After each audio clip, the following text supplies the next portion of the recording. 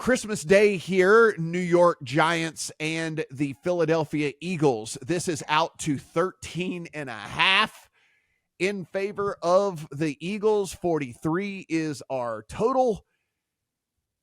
He's back to being DeVito. No longer Tommy Cutlets on this podcast, Steven. Sorry. You play the game. You play like you did last week. You're back to being DeVito. You don't get especially when you go and read the riot act of the social media team. Like, come on, man. You don't get the nickname anymore when you play like you did last week and you act like you're taking it for granted. So no longer. You're back to DeVito here on this podcast, buddy. And you find yourself as nearly a 2-touchdown underdog here on Christmas Day. What say you? More like Tommy DeLito with the social media team. I am pretty surprised by the aggressive line movement in this game. This has gone from 10.5. We're 3 points higher now, 13.5. If you go by what the Giants did against the Eagles last year, I get it. They got pummeled every time they faced the Philadelphia Eagles. But this is not last year's Philadelphia Eagles. If you go by where the market has had the Eagles at this point in the season and the steady downgrade that they've started to get, tell me if I'm wrong, Matt. This line is kind of insinuating that the Giants are the worst team in the NFL. And I'm not sure they are. Now, does that make me want to press the button on the New York Giants with Tommy DeVito? I'm not sure, but we're getting closer. Like 14.5 might have me curious here, and I'm not sure I should be. Adam, we're approaching 2 touchdowns. We know it's an island game. Favorites get bet.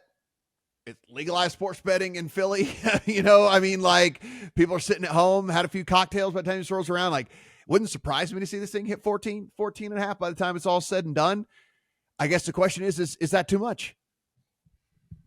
No, not at all. Because if you want to take Steven's logic that this isn't last year's Philadelphia team, this year's Philadelphia team is an F-ton closer to last year's Philadelphia team than this year's Giants team is to last year's Giants team. Like, Tommy DeVito is not even the biggest part of what we need to talk about here, right? We need to talk about the fact that the New York Giants are very, very fortunate to have played some of the teams they have played. The New York Giants have beaten teams that are going to draft higher than them. That's it. They haven't been on the same field with teams that are better than them. I think out to 13.5 right now is still a play on Philadelphia. This, to me, is Philadelphia's get-right spot. This is the spot where we come back from what has been an absolutely meat grinder, brutal stretch for Philadelphia. Even playing a lesser team than they had played the 5 weeks prior, having to fly to Seattle and play that Monday night game, I think you're looking at more than what you could have asked out of a sick Jalen Hurts.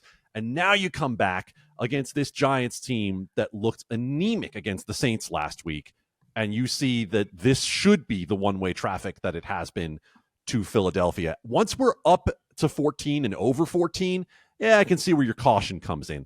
At less than 14, it's still Philadelphia for me.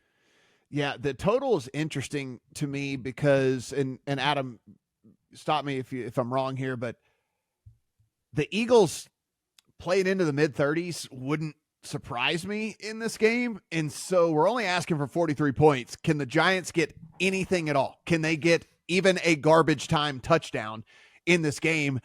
I think it's an over or pass for me.